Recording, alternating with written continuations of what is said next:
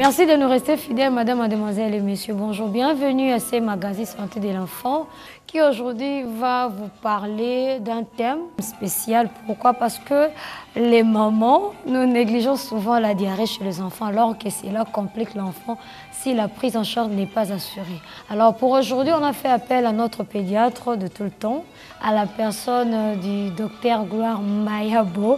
Ensemble avec lui, on va vous expliquer, on va vous exhorter, surtout vous, mères, de quoi, que devons-nous faire au cas où notre enfant fait de la diarrhée.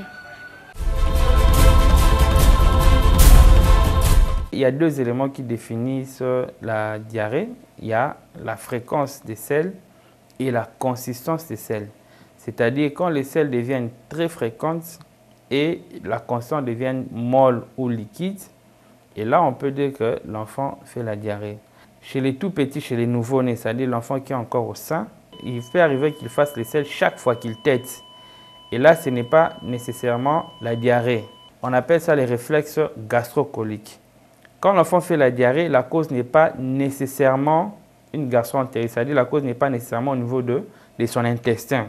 Ça peut avoir comme cause l'infection urinaire ou les paludismes ou les infections ORL. C'est-à-dire les pharyngites, les amygdalites, les otites. Que lorsque surtout vous avez affaire à un nourrisson et qu'il fait la diarrhée, ça ne veut pas dire que nécessairement que la cause est intestinale. Parce qu'on voit généralement, on va vite à donner des kaolins, des nystatines, des flagyles ou d'autres médicaments. Et il faut d'abord connaître l'origine de cette diarrhée. Mais chez les nourrissons particulièrement, chez les moins de 3 ans, quand vous avez la diarrhée, la première cause à laquelle il faut penser, c'est les rotavirus. C'est un virus qui donne des selles très liquides, très fréquentes chez les enfants, surtout chez les moins de 3 ans. Et donc, c'est un virus.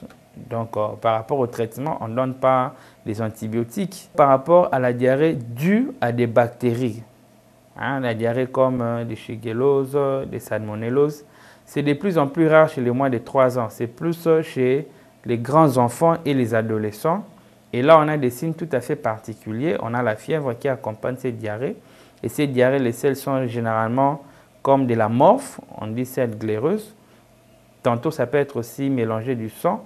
Et généralement, la personne se plaint aussi des douleurs vives. Et donc, ou des ténesmes, c'est-à-dire là, des faux besoins de faire les selles. Il peut avoir besoin de faire les selles. Quand il y va, ça ne sort pas. On peut avoir comme signe dépression de la fontanelle antérieure. Généralement, on voit les tout petits, chez les moins de 2 ans, on voit une fontanelle antérieure. Donc, ça va se déprimer. On peut même avoir une disjonction des sutures. C'est-à-dire, on voit l'espace qui apparaît entre les os du crâne.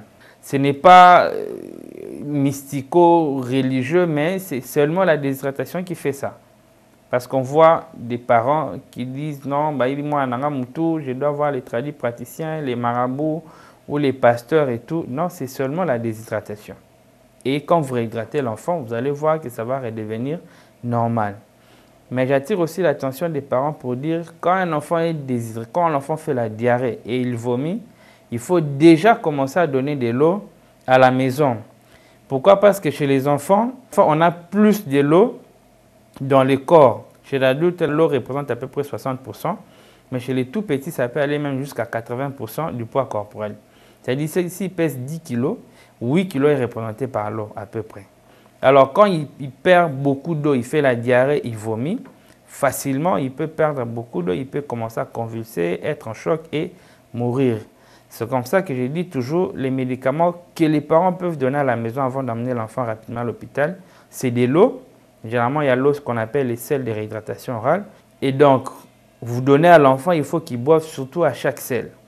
Mais si vous voyez que l'enfant, il refuse, parce qu'il y a certains enfants qui ne supportent pas ces goûts-là, donnez ne fût-ce que l'eau normale, l'eau plate, l'eau que l'enfant prend habituellement. Vous lui donnez ça régulièrement pour éviter la déshydratation.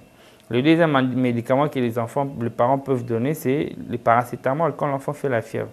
Parce qu'aussi, si l'enfant fait la fièvre, il peut aussi se déshydrater, c'est-à-dire il peut perdre de l'eau, se déshydrater, et voire même ça peut les conduire vers des convulsions, vers des complications beaucoup plus graves. Les causes de la diarrhée sont multiples, il y en a vraiment beaucoup, surtout chez les nourrissons. Ça peut être aussi une autre maladie qui puisse donner la diarrhée et les vomissements et la fièvre chez les nourrissons, chez les petits-enfants. C'est comme le paludisme, ça va donner aussi la diarrhée et les vomissements. L'infection urinaire, ça va donner aussi la diarrhée et les vomissements. L'otite moyenne, ça va donner la diarrhée et les vomissements. On n'arrête pas la diarrhée. Il faut réhydrater l'enfant. Parce que surtout s'il s'agit des rotavirus, quand vous arrêtez, vous emprisonnez les virus dans le corps de l'enfant. Il faut laisser l'enfant faire sa diarrhée.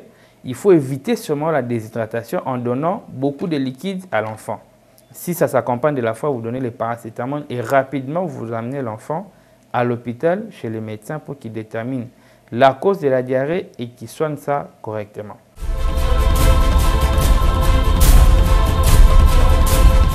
La santé de l'enfant touche à sa fin. Très chère maman, je vous en supplie, au nom de l'amour que vous portez pour vos enfants, rien de plus simple de mettre en pratique toutes les mesures évoquées par le pédiatre. D'ici là, prenez bien soin de vous. Au revoir.